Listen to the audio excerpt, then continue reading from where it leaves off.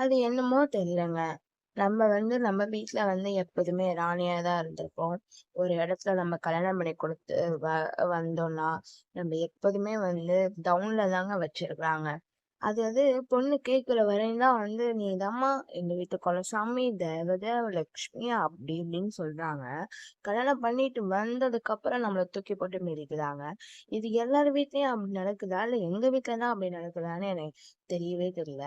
சுத்தமா சொல்றேங்க. எங்க வீட்ல ஒரு மாமியார் கேரக்டரும் ஒண்ணு இருக்கு. எங்க வீட்ல மாமியார்ன்னு ஒரு கேரக்டர் இருக்காங்க. எதுக்கு தான் இருக்காங்கன்னு தெரியாது.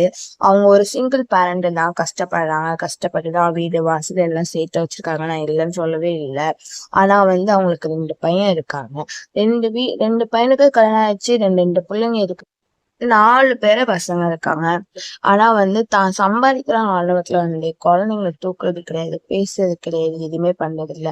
பசங்களுக்கும் எதுவுமே செய்றதில்ல. ஆனா எங்கள தவிர பாத்தீங்கன்னா, அவங்க சொந்தக்காரங்களுக்கு எல்லாமே செய்றாங்க, பண்றாங்க. ஆனா அவங்க ஒழுங்கா இருந்தா கூட ஒழுங்கா இருப்பாங்க போல. அவங்க கூட பொறந்தவங்கள்ட்ட பேசினா, கான்டாக்ட் வச்சுட்டா மட்டும் எப்படிதான் இருக்குன்னு தெரியாது. அன்னைய நாள் ஃபுல்லாவே பாத்தீங்கன்னா, எங்க வீட்ல ஒரே சண்டையும் சச்சரவு தான் இருக்கும். ஏன்னா 2 புள்ளைங்களுமே டிரைவிங் ஃபீல்ட்ல தான் இருக்காங்க. அவங்க நிம்மதியா வண்டி ஓட்ட முடியாது. எங்களால நிம்மதியா வீட்ல இருக்க முடியாது. அவ்ளோ கெட்ட வார்த்தை. அது எப்படி வாய் கூசுற மாரிலாம் பேசுவாங்க. அப்படியே நம்ம உடம்புலாம் அப்படியே ஒரு மாரி சிலிர்த்து போய் ஒரு மாரி இருக்கு. ஏன்னா நம்ம வளர்ந்த விதம் வேற மாரி நல்ல குடும்பத்துல வளர்ந்துருப்போம். ஆனா இந்த மாரிலாம் பேசுனால இவங்களுக்கு என்ன ஆகப்போகுது? என்ன அவங்கவங்க தனித்தனியா இருக்காங்களா? சரி, ரைட்டு. என்னமோ அவங்க குடும்பத்த பாத்துக்கிறாங்களே! நம்ம டிஸ்டர்ப் பண்ணலன்னு நினைக்கிறது கிடையாது. சும்மா இருக்கவங்கள சொரிஞ்சு விட்டு தான் வேடிக்கை பார்ப்பாங்க.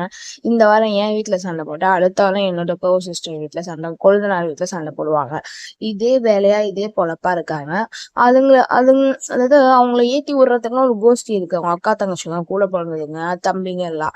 அதுங்கலாம் அப்படியே சொரிஞ்சு விட்டு, வேடிக்கை பார்த்து, மூட்டி விட்டு, கலகம் மூட்டி என்னங்க ஆகப்போகுது? ஒரு குடும்பத்துல சண்டை வர வைக்கிறதுக்கு நீங்க குடும்பத்துல கும்மி அடிச்சு உங்களுக்கு என்ன இதனால என்ன ஆதாயம் இருக்கு? அவங்களுக்கு கண்டிப்பா ஆதாயம் இருக்கு. அதனால கும்மி அடிக்கிறாங்க. நாங்க போய் அவங்க வீட்ல போய் கும்மி அடிச்சோம்னா சும்மா விட மாட்டாங்க. ஆனா அவங்க எங்க குடும்பத்த பார்த்தா எப்படிதான் இருக்குன்னு தெரியல.